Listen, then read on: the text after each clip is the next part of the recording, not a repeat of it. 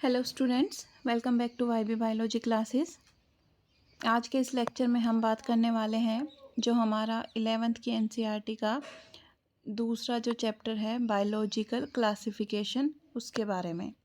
तो जो biological classification है, इसमें हम क्या करते हैं कि जो भी जितने भी ऑर्गेनिज़म अभी तक आइडेंटिफाइड हो चुके हैं, कि साइंटिस्ट ने जिन जिन प्लांट्स को, एनिमल्स को, या फिर सिंगल सेल्ड ऑर्गेनिज़म, या फिर जितने भी टाइप के ऑर्गेनिज़म आइडेंटिफाइड हुए हैं, उनको एक पर्टिकुलर ऑर्डर के अकॉर्डिंग, उनके आइडेंटिफिकेशन पॉइंट के अकॉर्डिंग, उनके करेक्टर्स के अकॉर्डिंग अलग अलग क्लासेस में रखा है।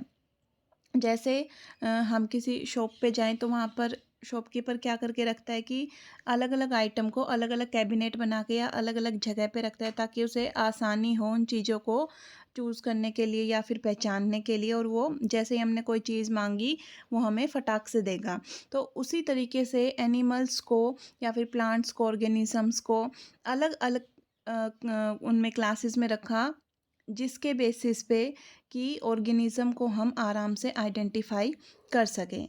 तो इसकी शुरुआत सबसे पहले की थी एरिस्टोटल ने। एरिस्टोटल क्लासिफिकेशन नाम दिया जाता है सबसे पहला। Aristotle was the earliest to attempt a more scientific basis for classification of organism.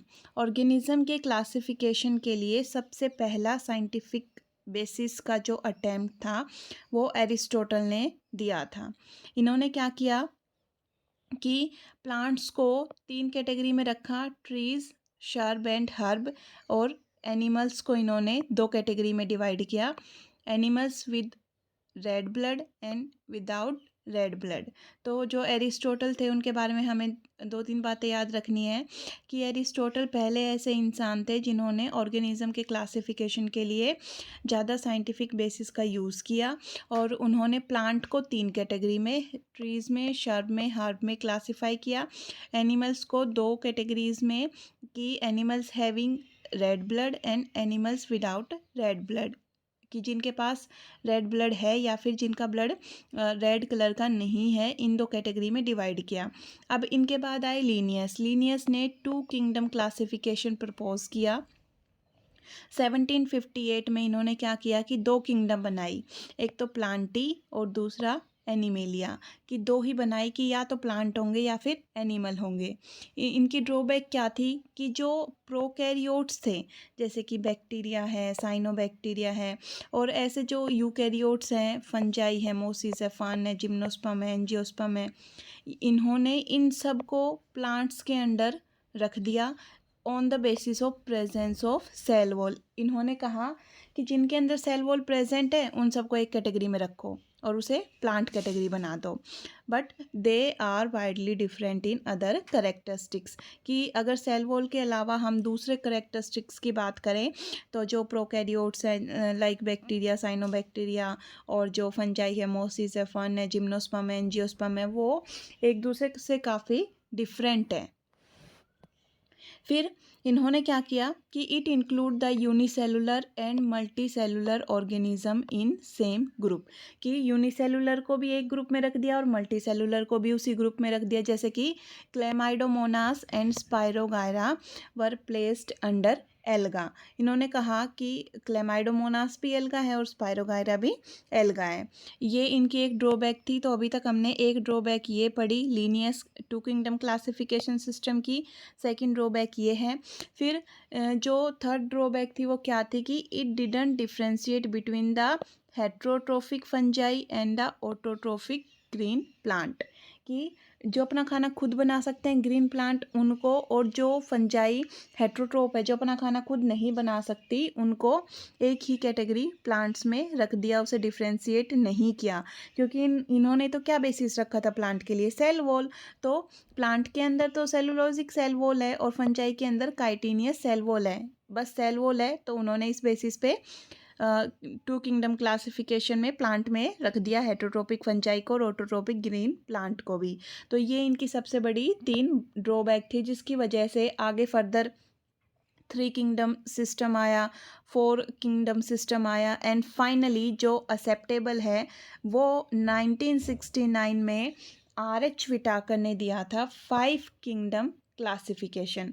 5 kingdom classification जो हम अब भी यूज़ करते हैं, सबसे ज़्यादा यूज़ किया जाने वाला और सबसे ज़्यादा करेक्ट माना जाने वाला जो 5 किंगडम क्लासिफिकेशन है वो दिया था RH विटाकर ने इन 1969 के अंदर। इन्होंने क्या कहा कि ये 5 ऐसे किंगडम बनाई इन्होंने, Monera, Protista, Fungi, Plantae and animalia. और इन्होंने कुछ करेक्टर्स रखे कि सिर्फ एक करेक्टर के, 2 करेक्टर के बेसिस पे नहीं, इन्होंने 5 ऐसे करेक्टर रखे जिसके बेसिस पे इन्होंने 5 किंगडम बनाई। तो 5 करेक्टर और 5 किंगडम, जैसे कि कौन सी टाइप की सेल वॉल है, सेल का स्ट्रक्चर कैसा है, थैलेस ऑर्गेनाइजेशन कैसा है, मोड ऑफ न्यूट्रिशन क्या है, रिप्रोडक्शन कैसे हो रहा है, फाइलोजेनेटिक रिलेशनशिप क्या है इनका आपस में। तो ये थे जैसे cell type, cell wall, nuclear membrane, body organisation और मोड ऑफ न्यूट्रिशन। ये 5 करेक्टर थे जिसके बेसिस पे ये 5 किंगडम क्लासिफिकेशन में 5 किंगडम बनाई गई है। कौन कौन सी? Monera, Protista, Fungi, Plantae and Animalia. फिर सेल टाइप की अगर हम बात करें इनके अंदर, तो जो सेल टाइप है prokaryotic in case of Monera, बाकी सारे कैसे हैं? यूकैरियोटिक। सेल वॉल, यहाँ पर सेल वॉल है, यहाँ पर कुछ में है कुछ में नहीं है। यहाँ पर फंजाई में काइटिन एंड पॉलीसेकेराइड की बनी हुई सेल वॉल है, यहाँ पर सेलुलोज की बनी हुई सेल वॉल है, और यहाँ एनिमेलिया के अंदर सेल वॉल हमें एब्सेंट मिलेगी। तो जो सेल वॉल है वो कैसी है? नॉन सेलुलोजिक पॉलीसेकेराइड और अमीनो एसिड की बनी हुई इन केस ऑफ मोनेरा। प्रोटिस्टा में प्रेजेंट हो भी सकती है और नहीं भी हो सकती, कुछ प्रोटिस्टा में प्रेजेंट है। फंजाई के अंदर काइटिन एंड पॉलीसेकेराइड की बनी हुई है, प्लांटी के अंदर सेलुलोज की बनी हुई है, और एनिमेलिया के अंदर सेल वॉल है वो एब्सेंट है। देन हम बात करें न्यूक्लियर मेम्ब्रेन की, तो जो न्यूक्लियर मेम्ब्रेन है वो यहाँ पर एब्सेंट बनेगी, मतलब कि ये सेल के अंदर ये जेनेटिक मटेरियल, और जेनेटिक मटेरियल अगर एक मेम्ब्रेन से सराउंडेड है तो वो किसके अंदर आएंगे? वो इन सब के अंदर हम उन्हें रख सकते हैं अलग अलग कैटेगरी में। लेकिन अगर यहाँ पर कोई सेल वॉल नहीं है और जेनेटिक मटेरियल ऐसा खुला पड़ा हुआ है तो मतलब न्यूक्लियर मेम्ब्रेन एब्सेंट है, और उसे ऐसे ऑर्गेनिज्म को हम किस कैटेगरी में रखेंगे? मोनेरा की कैटेगरी में रखेंगे। फिर अगर हम बात करें बॉडी ऑर्गेनाइजेशन की, तो यहाँ पर सेलुलर, ये सेलुलर मतलब कि सिर्फ एक सेल की ही बॉडी ऑर्गेनाइजेशन है, एक सेल से बनी हुई बॉडी है। यहाँ पर मल्टी सेलुलर है फंजाई, और जो सेल्स हैं वो आपस में लूज़ कनेक्शन में है, लूज़ टिश्यू की फॉर्मेशन करते हैं। प्लांटी के अंदर टिश्यू एंड ऑर्गन प्रेजेंट होते हैं। एनिमेलिया में टिश्यू लेवल का भी हो सकता है, ऑर्गन लेवल का भी हो सकता है, और ऑर्गन सिस्टम लेवल का भी हो सकता है। मोड ऑफ न्यूट्रिशन की बात करें तो जो प्लांट्स हैं वो ऑटोट्रोफिक होंगे, और जो एनिमेलिया हैं वो हेटरोट्रोपिक होंगे, और अलग अलग टाइप के मिल सकते हैं, ओलोजिक मिल सकते हैं, सेप्रोट्रोफिक मिल सकते हैं, मतलब कि अलग अलग तरीके के बहुत सारे टाइप हैं हेटरोट्रोपिक न्यूट्रिशन के। ऑटोट्रोपिक, सिर्फ ऑटोट्रोपिक कौन है? प्लांटी। और ऑटोट्रोपिक प्लस हेटरोट्रोपिक की प्रोटिस्ट ऑटोट्रोप भी हो सकते हैं और हेटरोट्रोप्स भी हो सकते हैं। मोनेरा ऑटोट्रोप भी हो सकता है और हेटरोट्रोप भी हो सकता है, ठीक है। और मोनेरा में ये ऑटोट्रोप में फोटोसिंथेटिक भी हो सकते हैं और कीमोसिंथेटिक भी होते हैं, कि सनलाइट की जगह दूसरे जो केमिकल एलिमेंट हैं उनका यूज़ करके अपना खाना बनाते हैं। और हेटरोट्रोपिक में या तो ये सेप्रोफिटिक मिलेंगे या फिर ये पैरासिटिक मिलेंगे। जो फंजाई हैं वो हेटरोट्रोपिक मोड ऑफ न्यूट्रिशन रखेगी, सेप्रोट्रोपिक या फिर पैरासिटिक। तो हमने देखा कि हमने 2 जगह देखे हैं कि जो मोड ऑफ न्यूट्रिशन है, अगर उसकी हम बात करें तो जो मोड ऑफ न्यूट्रिशन है उसके अंदर हमने हेटरोट्रोप 2 जगह देखा। कहाँ कहाँ? यहाँ पर हेटरोट्रोप देखा और फंजाई के अंदर हेटरोट्रोप देखा। ये मतलब ऐसे हैं जो कि सिर्फ हेटरोट्रोपिक है, सिर्फ ऑटोट्रोपिक सिर्फ प्लांट से है। और मिक्स ऑटोट्रोप प्लस हेटरोट्रोप मिक्स कौन है? मोनेरा प्लस प्रोटिस्टा, ये मिक्स चलेंगे। देन हम बात करें किंगडम मोनेरा के बारे में, बैक्टीरिया के बारे में अगर हम बात करें तो जो किंगडम मोनेरा है उसमें हम इंक्लूड करते हैं बैक्टीरिया को, और फर्दर उसकी क्लासिफिकेशन चलती है, आर्की बैक्टीरिया, यू बैक्टीरिया।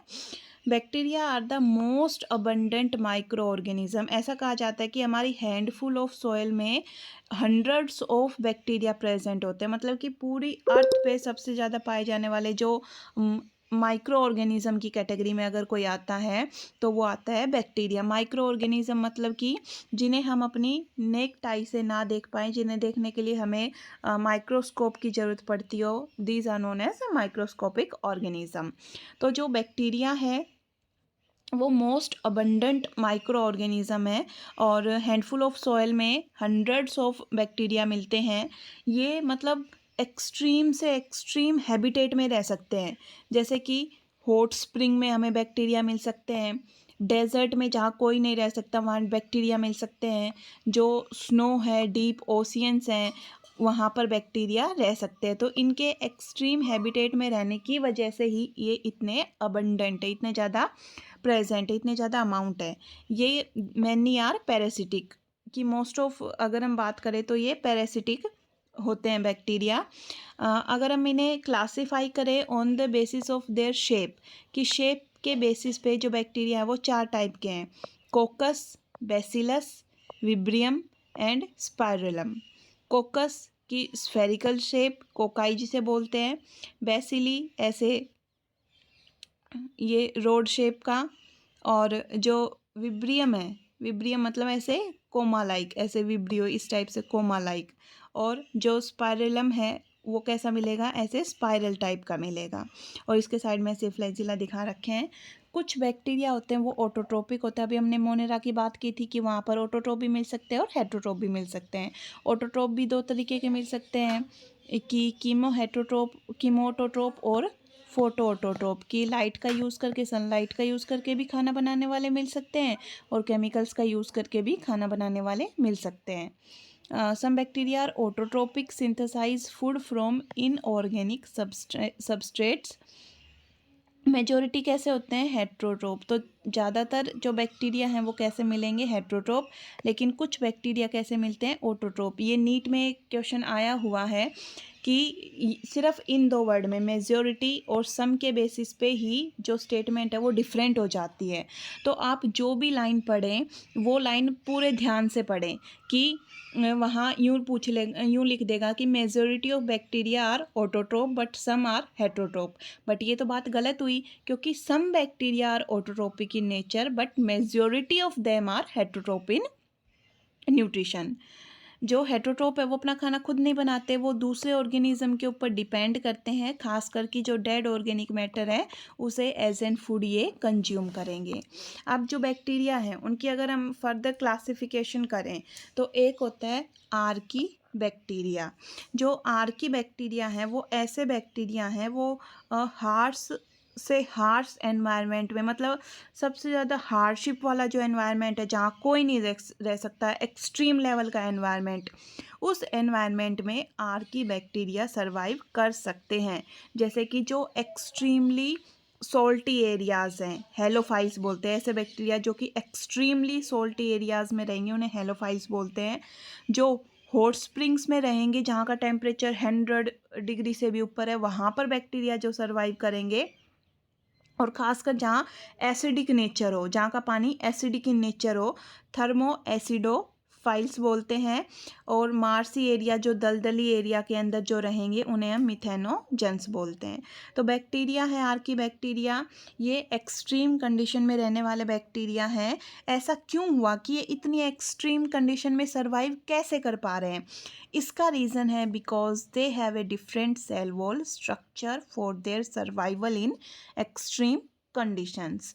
कि इतनी ज़्यादा सीवियर कंडीशन में ये इसलिए रह पा रहे हैं क्योंकि इनकी जो सेल वॉल का जो स्ट्रक्चर है वो दूसरों से अलग है और वो उस तरीके से ही बना हुआ है जिस तरीके के एनवायरनमेंट में ये रह रहे हैं। अगर कोई सॉल्टी एरिया में रह रहा है तो उसकी जो सेल वॉल का जो स्ट्रक्चर है वो हॉट स्प्रिंग में रहने वाले बैक्टीरिया के कंपैरिजन में अलग होगा।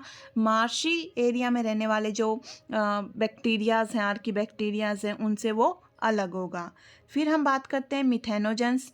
मिथेनोजेंस कहाँ प्रेजेंट होंगे? Methanogens are present in guts of ruminant animal, कि ये जो रूमिनेंट एनिमल हैं उनके गट में रहेंगे, जैसे कि हम बोले काऊ, जिनके पास एक स्टमक में अलग सा चैम्बर होता है रूमन, उसके अंदर ये रहेंगे। और जैसे cow, buffalo, they produce methane, biogas methane from the dung of these animals, और ये हेल्प करते हैं इनके डाइजेशन में, खाने को डाइजेस्ट करने में ये हेल्प करेंगे। यू बैक्टीरिया की अगर हम बात करें, इसी की बैक्टीरिया की सेकेंड कैटेगरी है यू बैक्टीरिया। यू मीनी ट्रू, तो ये कौन है? True bacteria. यू का मतलब क्या होता है? ट्रू। तो true bacteria, they have a rigid cell wall and a flagellum if motile. अगर बैक्टीरिया मोटाइल है तो उसके पास एक फ्लैजिलम होगा, और अगर बैक्टीरिया मोटाइल नहीं है तो फ्लैजिलम नहीं होता। और इनकी जो सेल वॉल है वो काफ़ी रिजिड सेल वॉल है।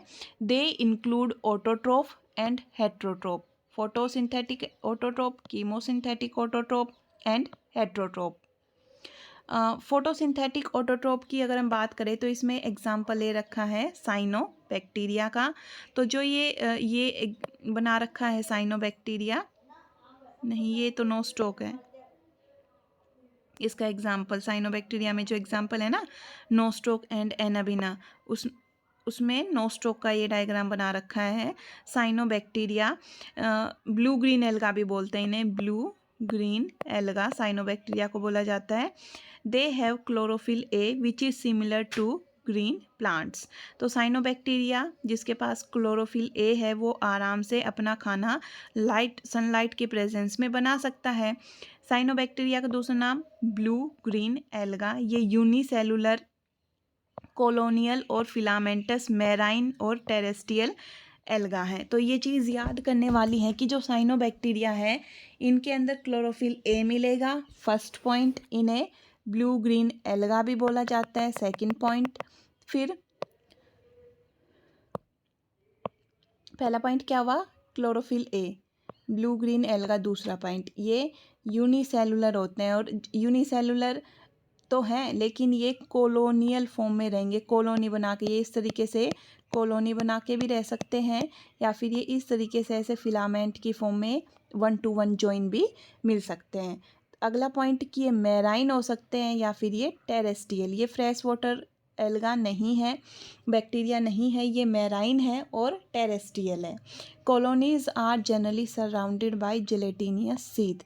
जो ये आपको ये ब्लू स्काई ब्लू टाइप की जो ये सीथ दिख रही है, ये है म्यूसिलेजिनस या फिर जेलेटिनियस सीथ। और यहाँ पर ये बीच बीच में ये हेट्रोसिस्ट, नाइट्रोजन फिक्सेशन के लिए हेट्रोसिस्ट सेल्स प्रेजेंट होंगी।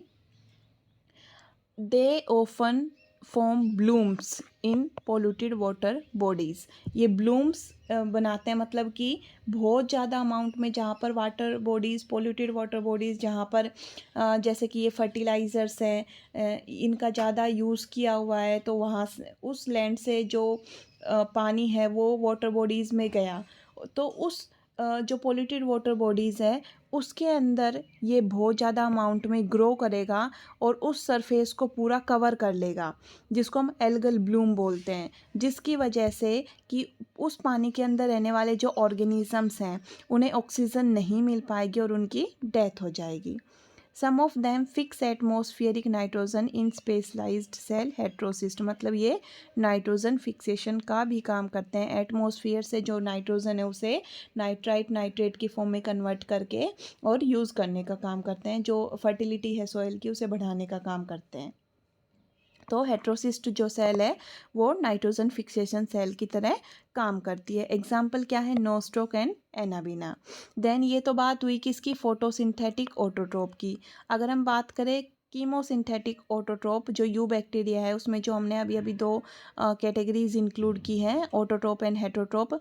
ऑटोट्रोप में पहली कैटेगरी क्या है? फोटोसिंथेटिक ऑटोट्रोप, और दूसरी कैटेगरी कौन सी है? Chemosynthetic autotroph. जो कीमोसिंथेटिक ऑटोट्रोप्स है वो क्या काम करते हैं? दे oxidized inorganic substance such as nitrate, nitrite and ammonia and use the released energy for ATP production। ये क्या काम करते हैं? कीमोसिंथेटिक ऑटोट्रोप के बारे में हमने क्या बात की है कि ये क्या काम करते हैं, दे ऑक्सीडाइज्ड इनऑर्गेनिक सब्सटेंस। कौन से inorganic substance? Nitrate, nitrite and ammonia.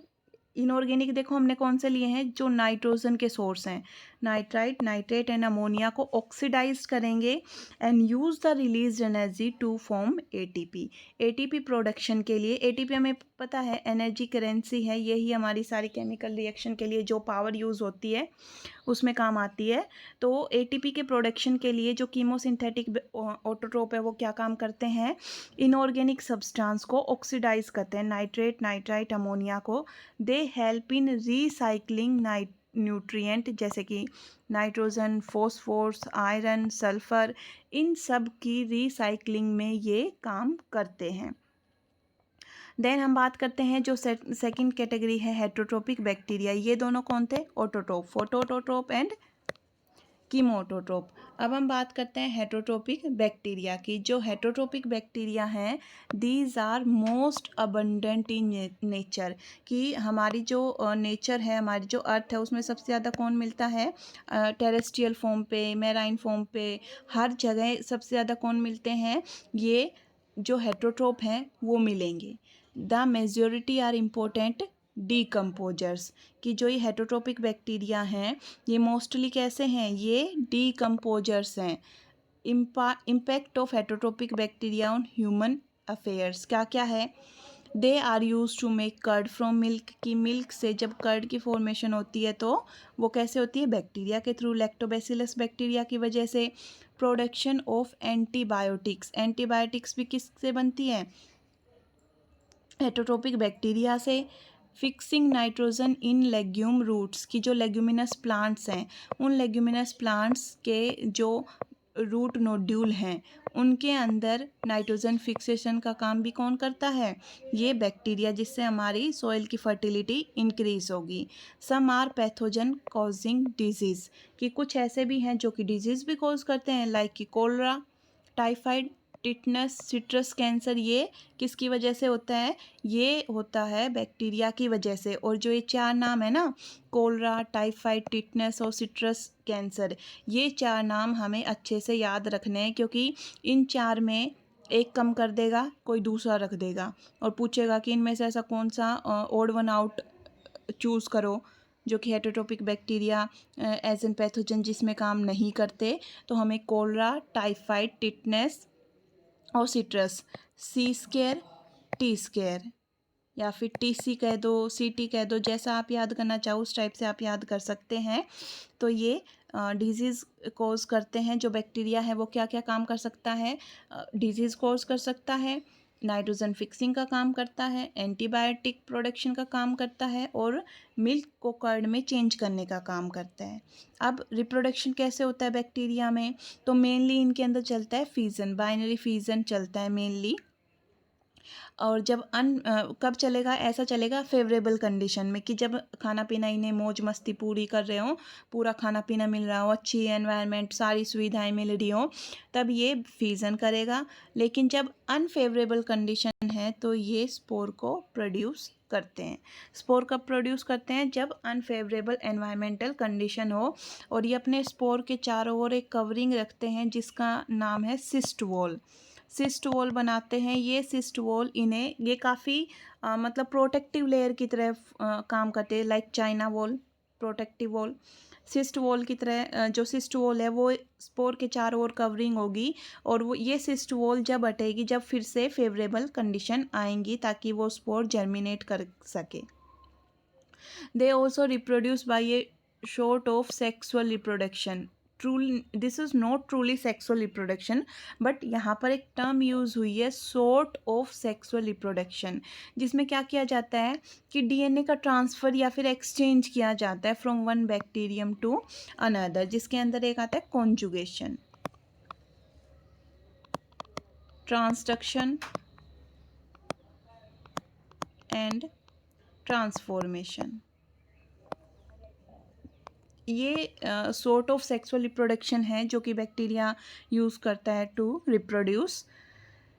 फिर एक जो थोड़ी सी इम्पोर्टेंट बातें हैं कुछ थोड़ी, अलग इनसे वो हम देखते हैं कि जो माइकोप्लाज्मा है are the organism without a cell wall, कि ये ऐसे बैक्टीरिया हैं जिनके पास सेल वॉल नहीं होती।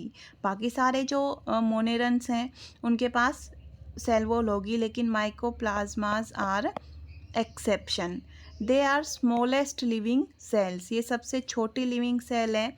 दे can survive without oxygen, many are pathogenic in animal and plants. तो जो ये नोट सा बना रखा है ऐसे बॉक्स में बन करके ग्रे कलर के, ये काफ़ी इम्पोर्टेंट है। इसके अंदर सेल वॉल एक कि माइकोप्लाज्मा विदाउट सेल वॉल होता है, दूसरा पॉइंट स्मॉलेस्ट लिविंग सेल है, तीसरा पॉइंट ये बिना ऑक्सीजन के भी सर्वाइव कर सकते हैं, fourth point these are pathogenic in animal and plants. तो ये 4 पॉइंट हैं जिनसे 5 से 6 क्वेश्चन आराम से बन सकते हैं, और अलग अलग तरीके से मॉडिफाई करके इन्हें इनकी स्टेटमेंट चेंज करके कम से कम इससे 10 से 20 इसी पॉइंट से 10 से 20 क्वेश्चन आराम से बनाए जा सकते हैं।